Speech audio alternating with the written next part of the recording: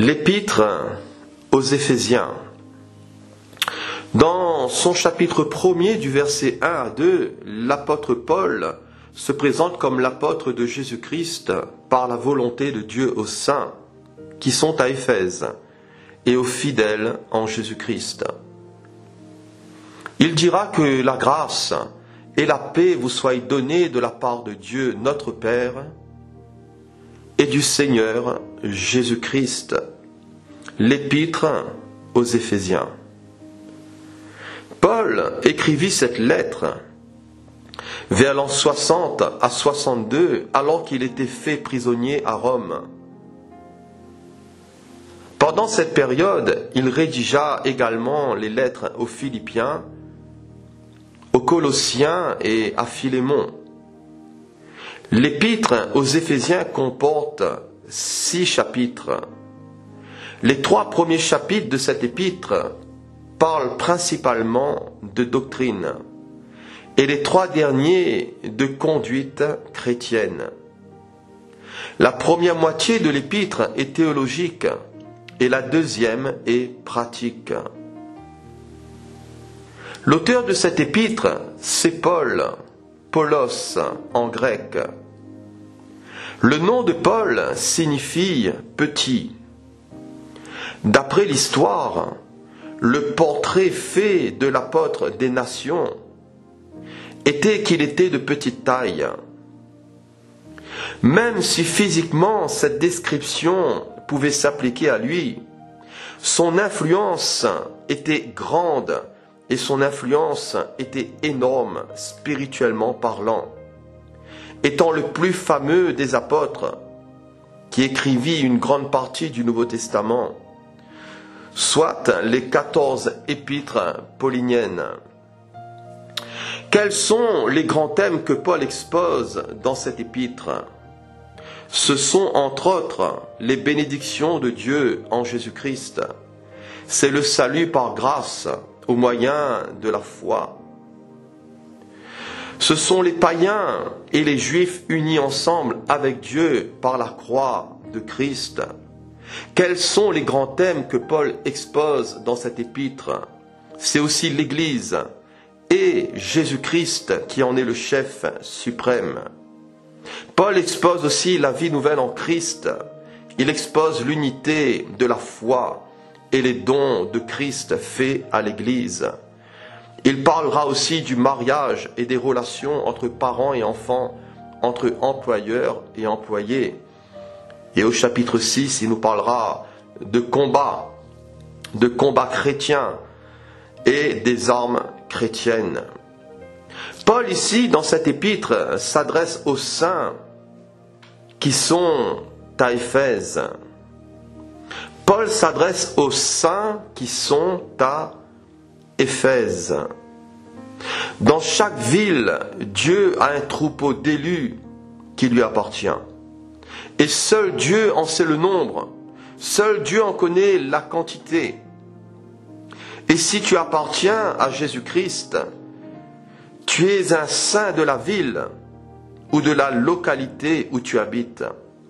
Je répète, si tu appartiens à Jésus-Christ, tu es un saint de la ville ou de la localité où tu habites. L'Église morcelée dans l'esprit de Paul n'existait pas.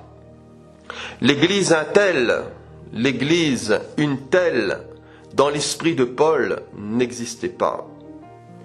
Une ville, une Église locale, composée de l'ensemble des rachetés du Seigneur, de l'ensemble de tous ceux et de toutes celles qui sont nés de nouveau, qui aiment le Seigneur, qui s'attachent au Seigneur et qui se réunissent au nom du Seigneur. Les saints qui sont à Éphèse. Saint signifie en grec agios, généralement traduit par saint et par consacré. Dans son adresse et dans sa salutation apostolique, Paul s'adresse aussi à l'Église de Dieu qui est à Corinthe. à ceux qui ont été sanctifiés en Jésus-Christ, appelés à être saints. Et nous avons ici deux types de sainteté. Nous avons une sainteté de position et nous avons une sainteté pratique qui débouchera sur une sainteté définitive quand nous serons glorifiés. L'Église est le rassemblement de tous ceux et de toutes celles qui sont sanctifiés en Jésus-Christ. L'Église est le rassemblement de tous ceux et de toutes celles qui sont consacrés en Jésus-Christ, qui sont mis à part pour Jésus-Christ. Tout croyant est un saint, c'est-à-dire mis à part, consacré et sanctifié par la parfaite justice de Christ, qui lui a été imputé. Je répète, tout croyant est un saint, mis à part et sanctifié par la parfaite justice de Christ, qui lui a été imputée.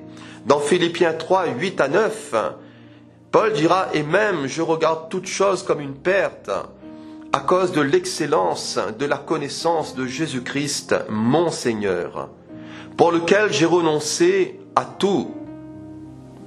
Et je les regarde comme de la boue afin de gagner Christ et d'être trouvé en lui, non avec ma justice, celle qui vient de la loi, mais avec celle qui s'obtient par la foi en Christ, la justice qui vient de Dieu par la foi. La justice parfaite de Christ et non le caractère personnel du croyant. La justice parfaite de Christ et non ce que le croyant a pu accomplir. Dans notre marche chrétienne, notre vie pratique doit correspondre à notre position. Dans notre marche chrétienne, notre vie pratique doit correspondre à notre statut d'enfant de Dieu. Et ce qui est intérieur doit ressortir à l'extérieur. L'apôtre Jean dira « Quiconque a cette espérance en lui se purifie, comme lui-même est pur. » Aux Philippiens, Paul leur dira « Au reste, frères, que tout ce qui est vrai, que tout ce qui est honorable, tout ce qui est juste, tout ce qui est pur, tout ce qui est aimable, tout ce qui mérite l'approbation, ce qui est vertueux et digne de louange, soit l'objet de vos pensées. » Devenir les imitateurs de Dieu. Dans Éphésiens 5, l'apôtre Paul dira « Devenez donc les imitateurs de Dieu, comme des enfants bien-aimés, et marchez dans l'amour à l'exemple de Christ, qui nous a aimés et qui s'est livré lui-même à Dieu pour nous comme une offrande et un sacrifice de bonne odeur. » L'amour en premier. Sans amour, dira l'apôtre, nous ne sommes rien. Donc nous devons devenir les imitateurs de Dieu, premièrement dans l'amour. Secondement, au verset 3 de ce chapitre 5, l'apôtre Paul dira que la débauche, ni aucune impureté, ni la cupidité ne soient pas même nommées parmi vous, ainsi qu'il convient à des saints. Qu'on n'entende ni paroles grossières, ni propos insensés ou équivoques, choses qui sont contraires à la bienséance. Qu'on entende plutôt des actions de grâce. Car sachez-le bien, aucun débauché ou impur ou cupide, c'est-à-dire idolâtre, n'a d'héritage dans le royaume de Christ et de Dieu. Que personne ne vous séduise par de vains discours, car c'est à cause de ces choses que la colère de Dieu vient sur les fils de la rébellion. N'ayez donc aucune part avec eux. Autrefois, dira l'apôtre, vous étiez ténèbres autrefois, mais maintenant vous êtes lumière dans le Seigneur. Marchez comme des enfants de lumière, car le fruit de la lumière consiste en toutes sortes de bonté, de justice et de vérité. Examinez, dira l'apôtre, ce qui est agréable au Seigneur, et ne prenez point part aux œuvres infructueuses des ténèbres, mais plutôt condamnez-les. Si Paul s'adresse aux saints qui sont à Éphèse, il s'adresse aussi aux fidèles en Jésus-Christ. Fidèle en grec, c'est pistos, qui signifie sûr, loyal. C'est celui qui garde sa foi engagée, digne de confiance. Dans le Nouveau Testament, c'est celui qui a confiance dans les promesses de Dieu. C'est celui qui est convaincu que Jésus est ressuscité de la mort. C'est celui aussi qui est devenu convaincu que Jésus est le Messie et qu'il est l'auteur du salut. Question, quelles sont nos certitudes quant à la personne et quant à l'œuvre du Seigneur Jésus? Vous savez, dans l'histoire, dans les conciles et tout au long de l'histoire de l'Église, le débat principal a été de discuter de la personne et de l'œuvre du Seigneur Jésus-Christ, et plus particulièrement de sa divinité. Et voyez-vous, la même chose subsiste aujourd'hui. Combien qui disent que Jésus est un demi-dieu, combien qui disent que Jésus n'est qu'une partie humaine, une partie divine, ou qui disent que Jésus n'est qu'un prophète, ou qui disent que Jésus est un ange. Et vous savez, le but du diable, c'est toujours de déformer la personne et l'œuvre du Seigneur Jésus. Les pistos, c'est-à-dire les trouver fidèles. L'apôtre Paul dira dans 1 Corinthiens 4.2 du reste, ce qu'on demande des dispensateurs, c'est que chacun soit trouvé fidèle. Souvenons-nous de ces paroles de Jésus. Quel est donc le serviteur fidèle et prudent que son maître a établi sur ces gens pour leur donner la nourriture au temps convenable?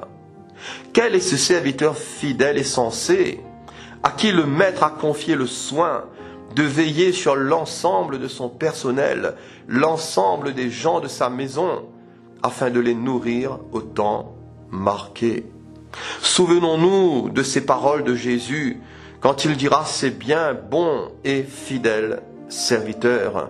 Tu as été fidèle en peu de choses, je te confierai beaucoup. Entre dans la joie de ton maître. » Dans l'origine de ce mot « pistos », il y a aussi cette notion d'écouter et cette notion d'obéir. Et voyez-vous, nous devons prêter foi, nous devons croire, mais nous devons aussi prêter l'oreille. Et nous devons, par la grâce de Dieu, nous soumettre à lui et pratiquer aussi sa parole. Dans l'origine de ce mot « pistos », il y a cette notion d'écouter et d'obéir, ce qui nous renvoie à Galates 5, verset 7, où l'apôtre dira « Mais vous courriez bien. Qui vous a arrêté pour vous empêcher d'obéir à la vérité ?» La version Semeur dit « Mais vous courez bien. » Qui vous a détourné de l'obéissance à la vérité? Vous couriez bien. La vie chrétienne est comparée à une course. Et les Galates avaient pris un bon départ. Puis les faux docteurs les avaient séduits. Les faux docteurs les avaient fascinés. Ils les avaient freinés dans leur marche avec le Seigneur. Ils avaient bien commencé. Mais voyez-vous, en cours de route, ils se sont fait avoir par les judaïsants, par les légalistes. La vérité doit être crue et la vérité doit être aussi obéie. Et nous savons que la vérité, c'est Christ. Nous savons que la vérité consiste à suivre Christ. Pour terminer, au verset 2, Paul dira que la grâce et la paix vous soient données de la part de Dieu notre Père et du Seigneur Jésus-Christ. La prière de Paul et que Dieu comble ses lecteurs. Et qu'il les comble de grâce et de paix. La grâce vient avant la paix. La grâce, c'est Christ. Et cette grâce communique aux hommes la paix avec Dieu par le moyen de la justification par la foi. Parce que les hommes sont en révolte contre Dieu à cause de leur état de péché. Et voyez-vous, nous avons besoin de revenir à Dieu. Nous avons besoin d'être justifiés par la foi afin d'être en paix avec Dieu. Et cela nous est communiqué par la foi dans le Christ Jésus. Cette grâce communique aux hommes la paix avec Dieu. Cette grâce communique aux hommes la paix de Dieu. Et nous pouvons être en paix avec Dieu, mais être aussi troublés, être angoissés, être constamment dans l'anxiété, parce que notre cœur ne goûte pas la paix de Dieu. Et cher ami, peut-être que tu es troublé, peut-être voire même que tu es tourmenté à cause d'une situation difficile, à cause d'un combat, d'une épreuve qui perdure dans ton existence et tu te sens fatigué. Mais le Seigneur veut te communiquer sa paix. Jésus a dit, je vous donne ma paix et je vous laisse ma paix, le pardon et le repos.